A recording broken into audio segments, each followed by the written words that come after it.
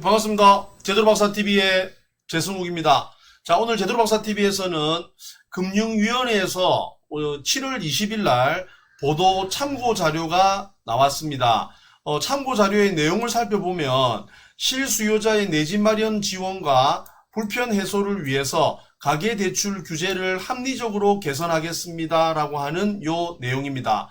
자, 요 내용을 이렇게 비교를 해보니까 부동산 관련 대책이라고 볼 수 있는데요. 핵심 요약이 요 5가지 내용이라고 보시면 되겠습니다. 시행일은 2022년 8월 1일부터 시행이 된다라고 보시면 되겠습니다. 자, 그러면 요 5가지를 여러분들에게 좀 자세하게 설명을 드리도록 그렇게 하겠습니다. 자, 금융위원회 가계대출 규제 정상화 방안에 관련하여 금융업 감독 규정이 개정 예고됨에 따라서 당행 주택담보대출 및 DSR 관련 내규가 아래와 같이 개정될 예정이오니 해당 내용을 사전에 숙지하여 대출 상담에 오류가 없도록 유의해 주시기 바랍니다 라고 되어 있고, 그 밑에 보면 시행일자가 2022년 8월 1일 월요일부터 시행한다 라고 되어 있습니다. 자, 그러면 첫 번째 생애 최초 구입자 LTV 상한이 완화되었다 이래 보면 됩니다. 자, 그러면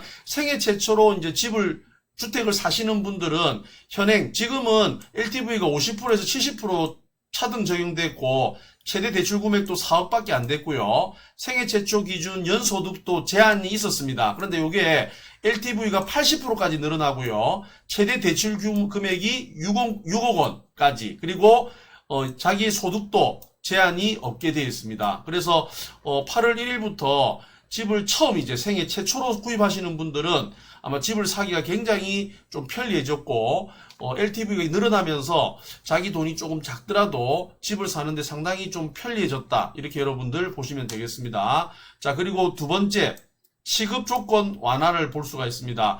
특히 규제지역이라고 하면 우리 조정대상지역, 투기가열지구, 그리고 투기지역이라 말하는데요.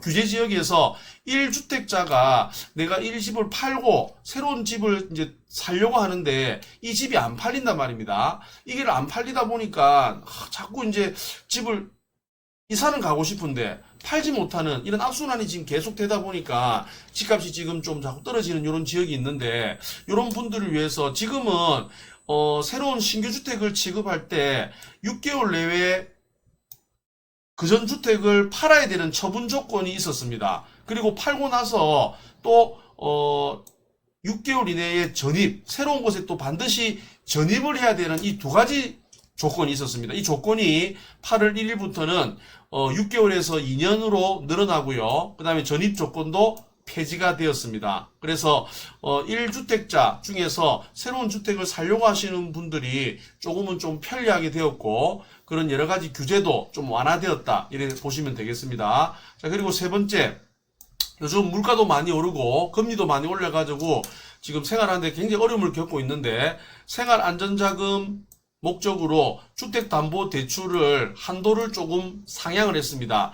지금까지는 1억 원까지였는데 동일 물건 기준으로 해서 2억 원까지 1억 원이 늘어나게 되었습니다. 그리고 네 번째, 차주 단위, 자, DSR 제외. 자, DSR 같은 경우에는 총 부채 상환 비율이라고 하는데요. 여러분이 가지고 있는 모든 대출이나 어떤 돈을 빌린 거, 근저당, 모든 어떤 대출에 대한 이자 부분을 다 활용해서 여러분 소득에 맞게끔 이렇게 DSR 몇 %로 해서 규제를 해왔는데, 요 DSR 제외에 대한 주담대 한도가 1억 원에서 그 다음에 1억 5천만 원까지 5천만 원이 조금 늘어났다 이래 보시면 되겠습니다. 그리고 다섯 번째, 초고가주택. 우리가 초고가주택이라고 하면 보통 15억 초가 되는 주택을 우리가 초고가주택이라 해서 이 15억 초가 되는 주택을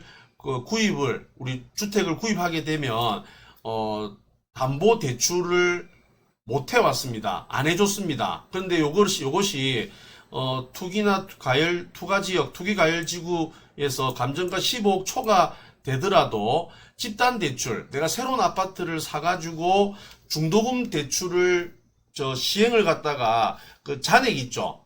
여러분들이 입주하게 될 때 그 중도금 대출 잔액의 범위 내 안에서 그 취급을 할 수 있게끔 조금 숨통이 트여졌다라고 보시면 되겠습니다. 그래서 초고가 주택에 대한 집단 잔금 대출을 기준을 조금 완화를 시켜가지고 대출이 조금이라도 될 수 있게끔 이렇게 했다. 이렇게 보시면 되고, 자 마지막으로 배우자 소득 합산으로 해가지고요.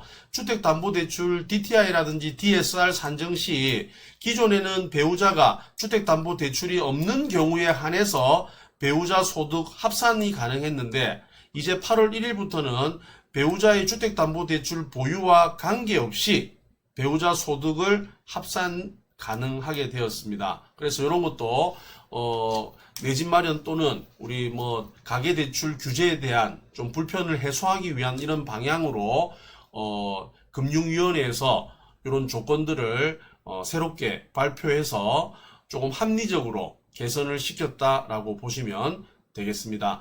자, 2022년 얼마 좀 뒤 8월 1일부터 시행되는 거니까 우리 생애 최초라든지 그 다음에 생활 안전자금들 이런 것들 활용하실 분들은 이번 기회에 조금 나아진 이런 규제 완화를 통해서 합리적 행동을 하시면 좋을 것 같습니다. 자, 오늘 제대로 박사 TV에서는 7월 20일 있었던 금융위원회의 보도 자료를 가지고 여러분들에게 좋은 정보를 드렸습니다.